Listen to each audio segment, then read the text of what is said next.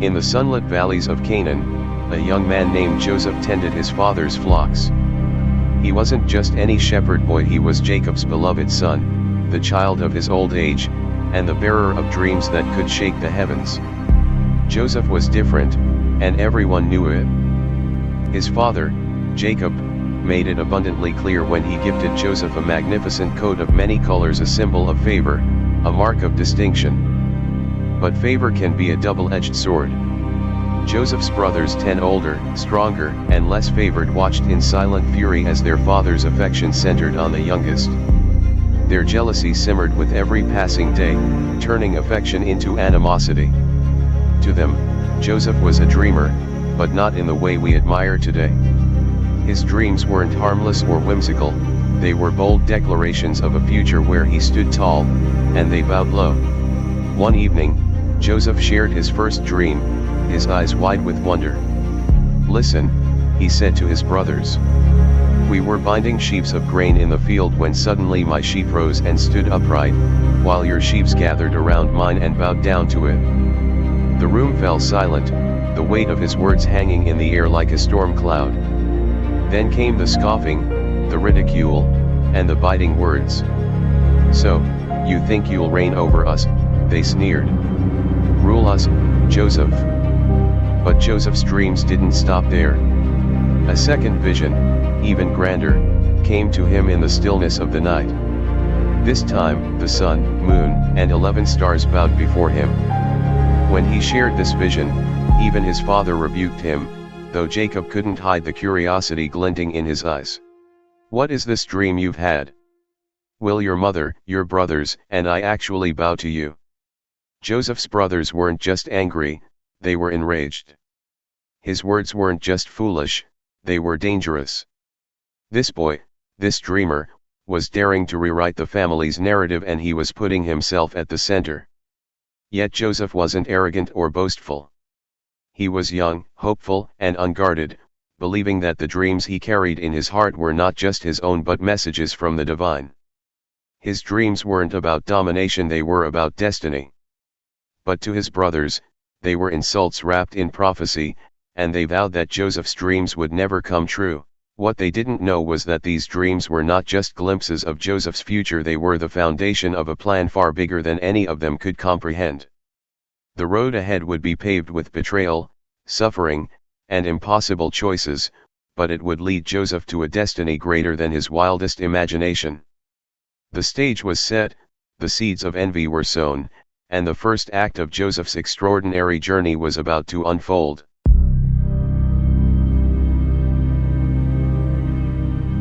The days passed, but the tension between Joseph and his brothers only grew.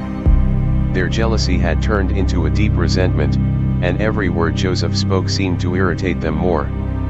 They couldn't stand the sight of his colorful coat, a daily reminder that their father loved Joseph more than them. One morning, Jacob called Joseph. "Go and check on your brothers. They're grazing the flocks near Shechem," he said. Joseph nodded, eager to please his father. He didn't know that this simple task would change his life forever. As he approached the fields, his brothers saw him from a distance. His brightly colored coat made him impossible to miss. "Here comes the dreamer," one of them sneered. They didn't see him as their brother anymore. He was a threat, someone who needed to be silenced. "Let's kill him," one of them suggested, their voices dark with anger. "We can throw him into a pit and say a wild animal devoured him. Let's see what comes of his dreams then." But Reuben, the oldest, hesitated. "Let's not kill him," he said. "We can throw him into the pit, but don't shed his blood." Reuben had a secret plan to come back and rescue Joseph later. When Joseph reached them, he greeted them with a smile, unaware of the danger. Before he could say much, they grabbed him roughly, tore off his precious coat, and threw him into an empty, dry pit.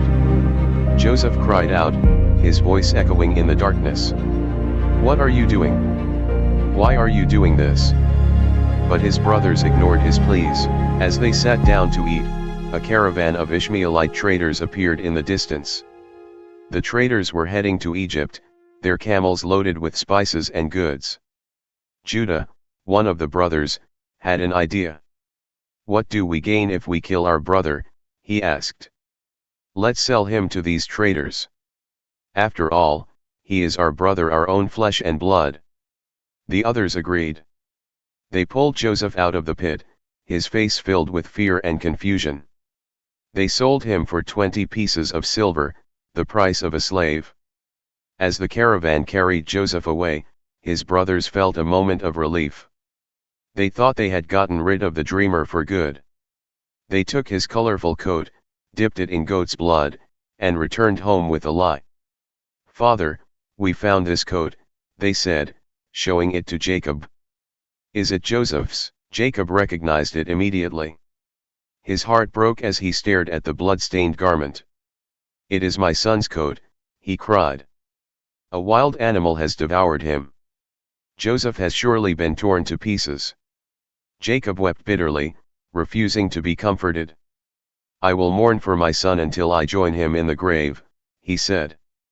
Meanwhile, Joseph, bound and frightened, was on his way to Egypt.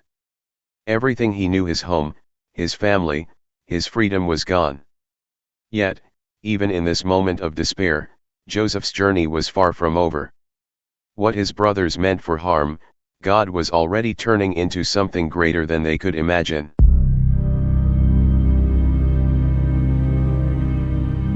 Joseph arrived in Egypt, scared and unsure of what the future held. He was sold again, this time to Potiphar, a high-ranking officer in Pharaoh's court. Potiphar was the captain of the guard, a man of power and influence. Even though Joseph was far from home, he chose to work hard and remain faithful. He believed that God was still with him, even in this strange land. Over time, Potiphar noticed Joseph's honesty and skill. Everything Joseph did seemed to succeed.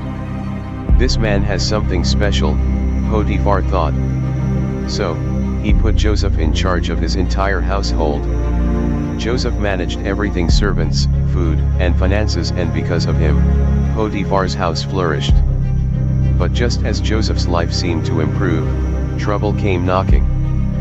Potiphar's wife noticed Joseph. He was young, handsome, and strong, and she wanted him. Day after day, she tried to get him to betray Potiphar by being with her. "Come lie with me," she said. But Joseph refused. "How could I do such a wicked thing and sin against God?" he replied. Joseph avoided her as much as he could, but she wouldn't give up. Then one day, when no one else was around, she cornered him. She grabbed his cloak and demanded again that he be with her. Joseph knew he had to escape. He pulled away so quickly that he left his cloak in her hands and ran out of the house. Angry and humiliated, Potiphar's wife decided to take revenge. She screamed, calling the other servants. "Look! This Hebrew slave tried to attack me," she lied, holding up Joseph's cloak as proof. When Potiphar came home, she told him the same story. "That slave you brought here tried to humiliate me," she said. Potiphar was furious, or so it seemed. He had Joseph thrown into prison, even though deep down, he might have doubted his wife's story. After all, he knew Joseph's character. Once again, Joseph found himself in a pit, this time, the dark and lonely cells of Pharaoh's prison. It would have been easy for him to give up, to feel abandoned by God. But Joseph didn't. He continued to trust that God had a plan, even if he couldn't see it yet. In prison, Joseph's integrity shone through. The warden noticed how reliable and trustworthy Joseph was and put him in charge of the other prisoners. Just like in Potiphar's house, everything Joseph touched seemed to prosper. Even in the darkest moments, Joseph held onto his faith. Little did he know that his time in prison was preparing him for something far greater.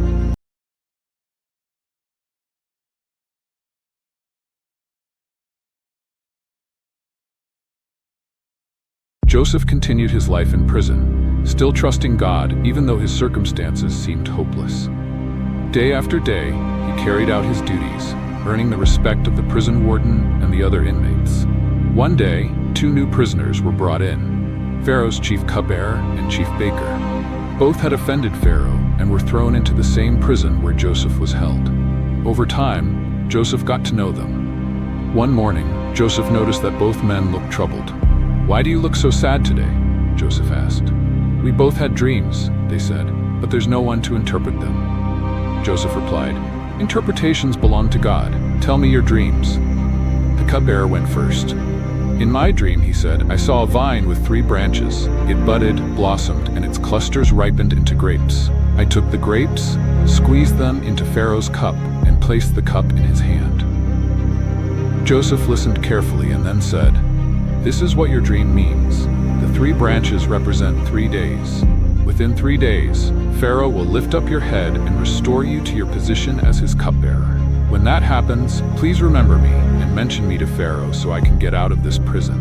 The baker, encouraged by the good interpretation, shared his dream next. "In my dream," he said, "I had 3 baskets of bread on my head. The top basket was full of baked goods for Pharaoh, but birds were eating them." Joseph's face grew serious as he explained, "This is what your dream means. The 3 baskets represent 3 days. Within 3 days, Pharaoh will lift off your head and hang you on a tree, and the birds will eat your flesh." Just as Joseph had said, 3 days later, both dreams came true. On Pharaoh's birthday, he restored the cupbearer to his position, but the baker was executed. Joseph waited, hoping the cupbearer would keep his promise and mention him to Pharaoh. But days turned into weeks, and weeks turned into months. The cupbearer forgot all about Joseph. Even so, Joseph continued to trust in God. He didn't know it yet, but this delay was part of a much bigger plan. His time in prison wasn't wasted. It was preparing him for the moment when everything would change. 2 years passed, and Joseph remained in prison, forgotten by the cupbearer. But God had not forgotten Joseph. One night, Pharaoh himself had 2 strange dreams that left him deeply unsettled. In the first dream, Pharaoh stood by the Nile River. He saw 7 healthy fat cows come out of the water and begin to graze. Then, 7 scrawny thin cows emerged from the river and ate the fat cows. Despite this, the thin cows looked no better. In the second dream, Pharaoh saw 7 healthy heads of grain growing on a single stalk. Suddenly, 7 thin and scorched heads of grain appeared and swallowed up the healthy ones. Pharaoh awoke, disturbed and desperate for answers. He called all the magicians and wise men of Egypt to interpret his dreams, but no one could. It was then that the cupbearer remembered Joseph. "Pharaoh, when I was in prison, there was a young Hebrew man who interpreted my dream and the baker's dream. Both interpretations came true exactly as he said," the cupbearer explained. Pharaoh immediately sent for Joseph. From the depths of the prison, Joseph was brought out, cleaned up, and presented to the most powerful man in Egypt. Pharaoh looked at Joseph and said, "I had a dream, and no one can explain it. But I've heard that you can interpret dreams." Joseph replied humbly, "I cannot do it, but God will give Pharaoh the answer he desires."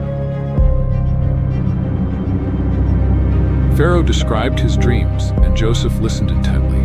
Then, with God's guidance, he explained their meaning. "Pharaoh's dreams are one and the same," Joseph said. "God is showing Pharaoh what he is about to do. The 7 fat cows and the 7 healthy heads of grain represent 7 years of abundance. The 7 thin cows and the 7 scorched heads of grain represent 7 years of famine. The famine will be so severe that it will completely consume the abundance." Joseph continued, "Pharaoh should appoint a wise and discerning man to oversee the land of Egypt. During the 7 years of plenty, a portion of the harvest should be stored. This will ensure there is food during the famine." Pharaoh was amazed not only by Joseph's interpretation, but also by his wisdom and practical advice. Turning to his officials, Pharaoh declared, "Can we find anyone like this man, one in whom is the Spirit of God?" Then he said to Joseph, "Since God has made all this known to you, there is no one as wise and discerning as you. You shall be in charge of my palace, and all my people will submit to your orders. Only I will be greater than you."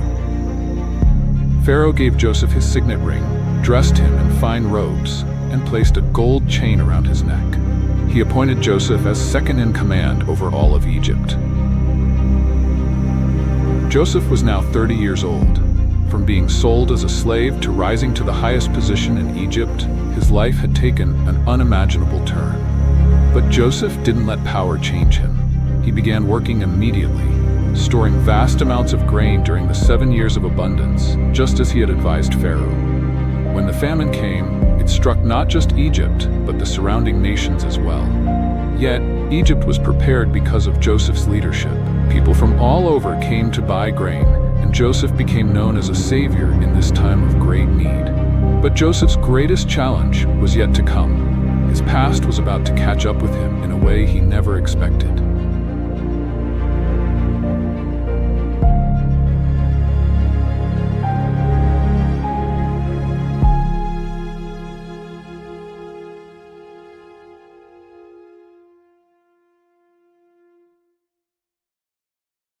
The famine spread far and wide, affecting even Joseph's family in Canaan. Jacob and his sons were struggling to survive. One day, Jacob said to his sons, "I've heard there's grain in Egypt. Go down there and buy some so we can live and not die." 10 of Joseph's brothers set out for Egypt, leaving Benjamin, the youngest, behind with Jacob. When they arrived, they were brought before the governor of Egypt, Joseph, but they didn't recognize him. The once helpless boy they sold into slavery was now a powerful man dressed in Egyptian robes, speaking through an interpreter. Joseph recognized them immediately. His heart raced as old memories flooded back. The pit, the caravan, the years of suffering. Yet he didn't reveal himself. Instead, he decided to test his brothers to see if they had changed. "Where are you from?" Joseph asked. "We come from Canaan to buy food," they replied. Joseph accused them of being spies. "You've come to see where our land is unprotected." "No, my lord," they insisted. "We're honest men. We were 12 brothers, all sons of one man. One is no more, and the youngest is with our father." Joseph demanded proof of their honesty. "Bring your youngest brother to me. Until then, I'll keep one of you here as a prisoner."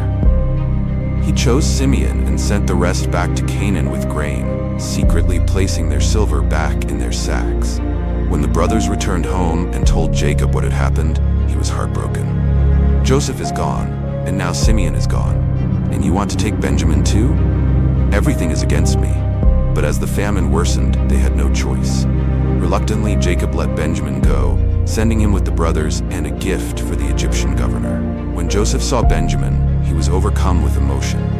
He excused himself, went to another room, and wept. This was his full brother, the only one who hadn't betrayed him.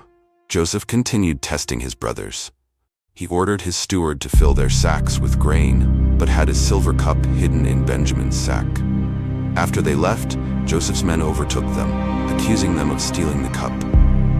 When it was found in Benjamin's sack, the brothers tore their clothes in despair and returned to Joseph.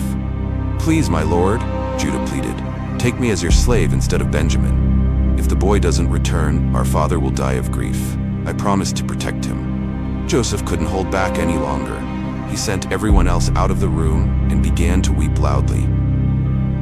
"I am Joseph. Is my father still alive?" His brothers were stunned and terrified.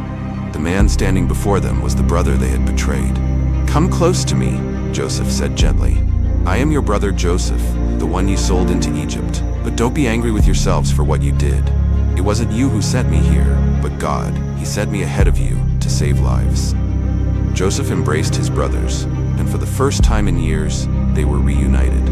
He sent them back to Canaan with a message for Jacob. "Come to Egypt, bring everyone. I will provide for you during the famine." When Jacob heard that Joseph was alive, he was overwhelmed with joy. "I will go and see him before I die," he said. Jacob and his entire family moved to Egypt, where Joseph welcomed them with open arms. Pharaoh gave them the best land, and they settled in Goshen. Years later, after Jacob passed away, Joseph's brothers grew worried. "What if Joseph holds a grudge against us now that our father is gone?" they said. They sent Joseph a message asking for forgiveness. Joseph wept when he read it. "Don't be afraid," he told them. "You intended to harm me, but God intended it for good to accomplish what is now being done, the saving of many lives. I will take care of you and your children." Joseph's story is one of hope, forgiveness, and God's perfect plan. From the pit to the palace, Joseph's journey reminds us that even in the hardest times, we are never alone. And our struggles can be turned into something greater than we could ever imagine.